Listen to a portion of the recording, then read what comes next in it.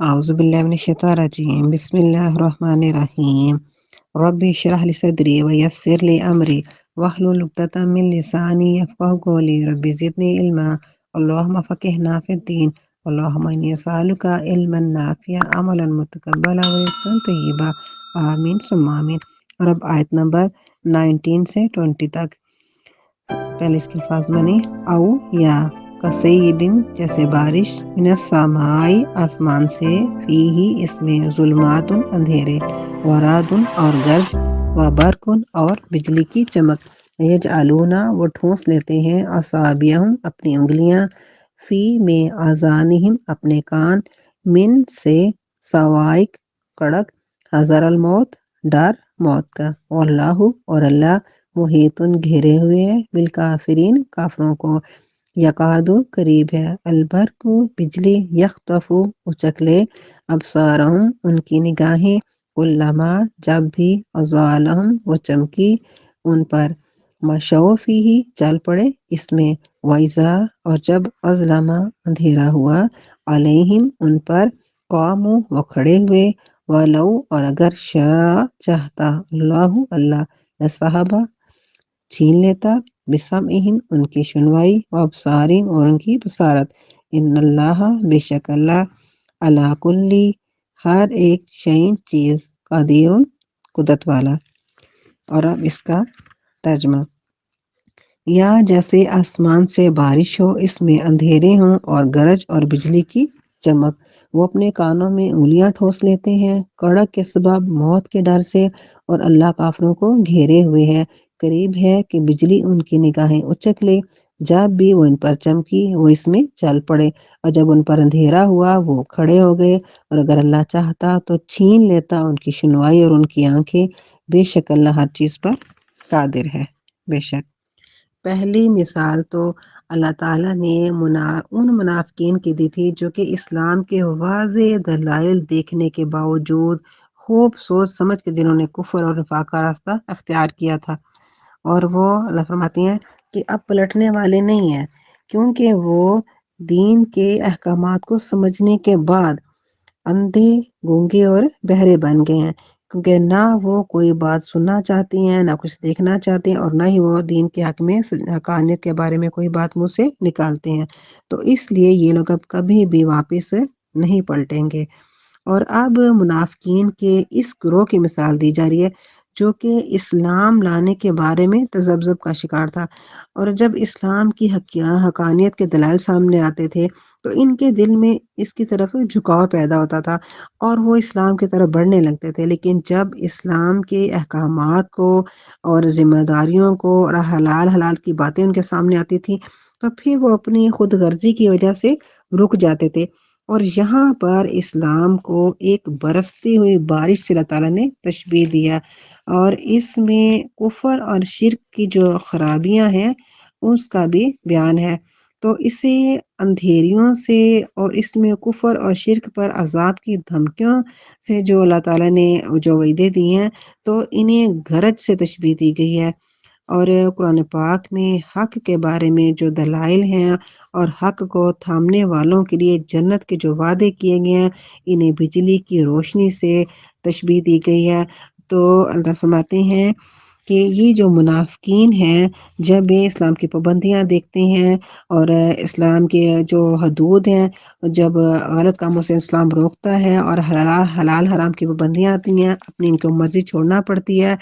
اور جب اس میں جہاد کا ذکر آتا ہے تو پھر یہ سارا کچھ ان کو مشکل لگتا ہے، پھر کفر پر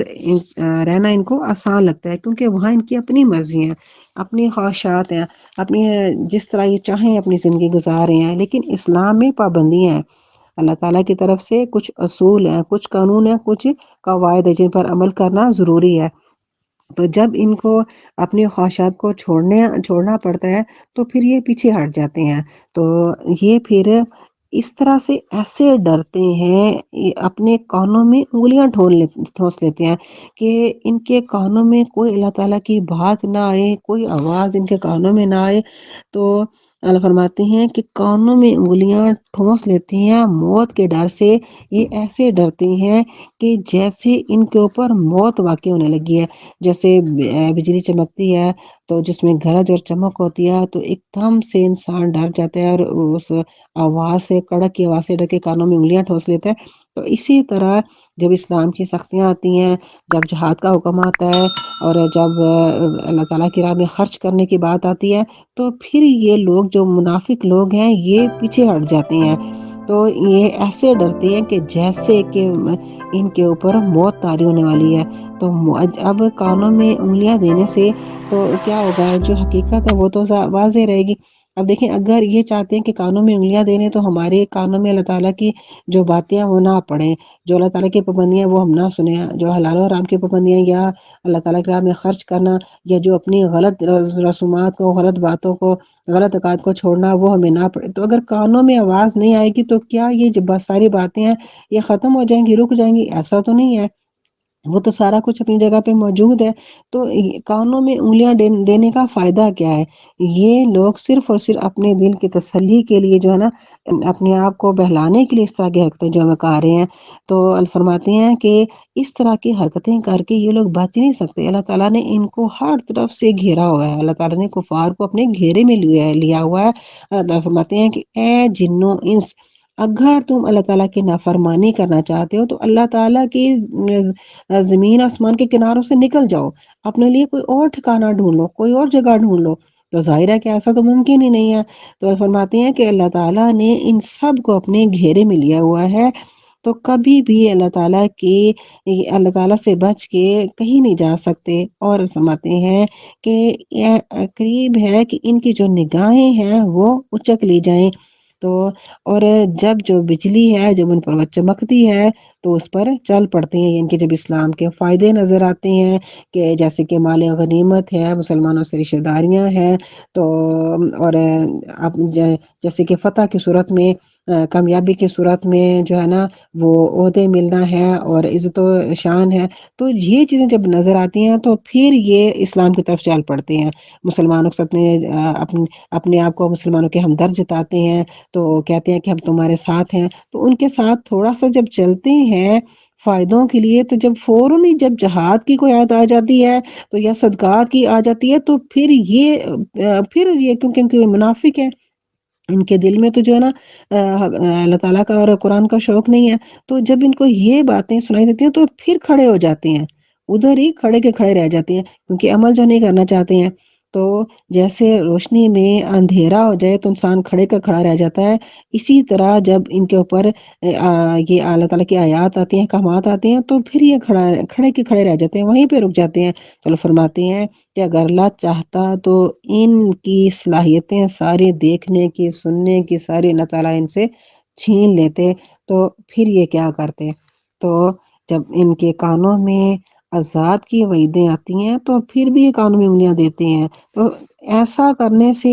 یہ بچ تو نہیں سکتے، کیونکہ اللہ تعالیٰ نے ان کو ہر طرف سے گھیرے میں لیا ہوا ہے، اللہ تعالیٰ ان کے اوپر مکمل جو ہے نا، ان کو اللہ تعالیٰ نے اپنے قبضہ قدرت میں لیا ہوا ہے، تو یہ کبھی بھی اللہ تعالیٰ سے بچ کے کہیں جا نہیں سکتے۔ تو اس لیے انسان کا فائدہ کس میں ہے کہ اپنے رب کی بات کو مانے، اپنے رب کی بات کو مانے اور اللہ تعالیٰ کے احکامات پر عمل کرے، اور اپنے دل کو جو ہے وہ تمام شک و شبہ سے نکالے،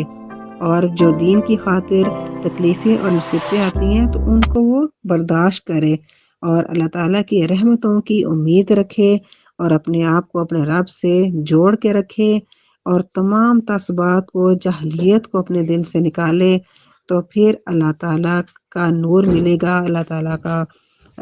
تعالیٰ کی مدد آئے گی، اور وہ تمام حقوق جو مسلمانوں کو ملتے ہیں وہ ان کو بھی ملیں گے۔ اس لیے یہ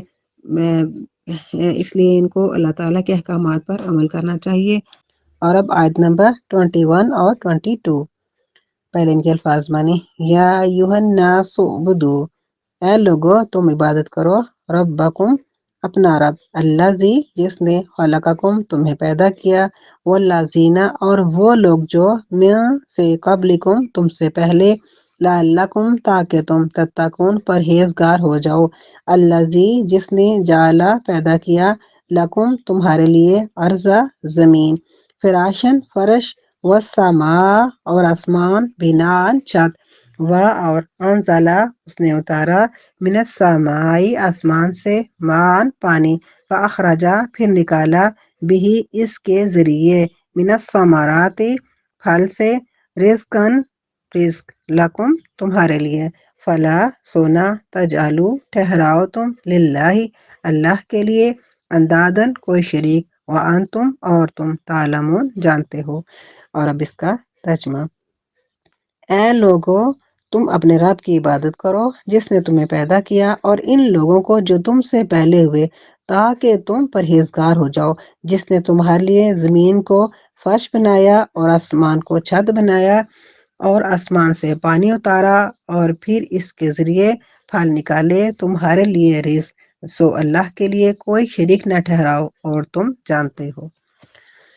تو یہاں شروع سے ہم دیکھتے ہیں اللہ تعالیٰ نے آغاز کیسے کیا ہے۔ یا ایہا الناس، اے لوگو، یہاں پہ مومنین نہیں فرمایا، مسلمانوں نہیں کہا، بلکہ کہا ناس، ناس میں انسان، لوگ، اے لوگو، تمام لوگ، تمام انسانیت، چاہے وہ مسلمان ہیں چاہے وہ کافر ہیں، وہ اللہ تعالیٰ کی مخلوق ہیں، اللہ تعالیٰ کے پیدا کیے ہوئے ہیں، اللہ تعالیٰ کے بندے ہیں، اور بندہ وہ ہوتا ہے جو غلام ہوتا ہے، عبد اور غلام۔ تو اللہ فرماتے ہیں کہ اے میرے بندو، اپنے رب کی عبادت کرو۔ یہاں پہ اللہ تعالیٰ کتنے پیار سے اپنے رب و بندوں کو اپنے ساتھ جوڑے ہیں کہ تم عبادت کرو اپنے رب کی، خود کو اپنے بندوں کے ساتھ جوڑے ہیں اور بندوں کو اپنے ساتھ جوڑے ہیں، اپنے رب کی بات کرو اور اس رب کی جس نے تمہیں پیدا کیا ہے، یعنی کہ تمہیں پیدا کرنے والا اللہ تعالیٰ ہے، اس نے تمہیں پیدا کیا ہے۔ اور پیدا کرنے کے ساتھ دیکھیں اللہ تعالیٰ نے ہمیں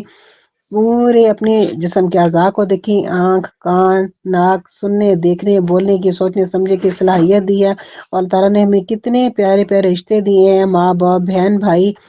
اور اولاد، بچے، رشتے دار، دیکھیں اتنے رشتے اللہ تعالیٰ نے ہمیں زندگی گزارنے کے لیے کتنے پیارے پیارے جو اللہ تعالیٰ نے ہمارے لیے سامان کیے ہیں، ہمیں رشتے داریاں عطا کی ہیں، پھر اتنے پیارے پیارے جو ہے نا ہمارے لیے رشتے جوڑ کے پھر ان کے ساتھ رہنے کا کتنا اچھا طریقہ سلیقہ میں سکھایا، اور فرمایا پھر تمہیں، صرف تمہیں نہیں اللہ تعالیٰ نے پیدا کیا بلکہ تم سے پہلے جتنے لوگ تھے، جتنی مخلوقات تھیں،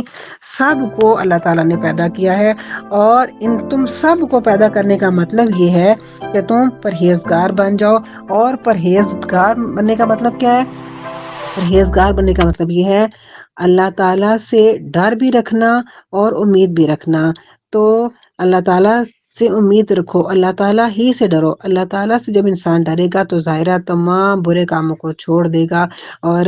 جب پرہیزگاری اختیار کرے گا تو آپس میں اچھا سلوک کرے گا۔ اللہ تعالیٰ فرماتے ہیں کہ اللہ تعالیٰ سے امید اور ڈر کے ساتھ اللہ تعالیٰ کو مانو، اور اللہ تعالیٰ کی مخلوق کے ساتھ جو ہے نا اچھا سلوک کرو، کیونکہ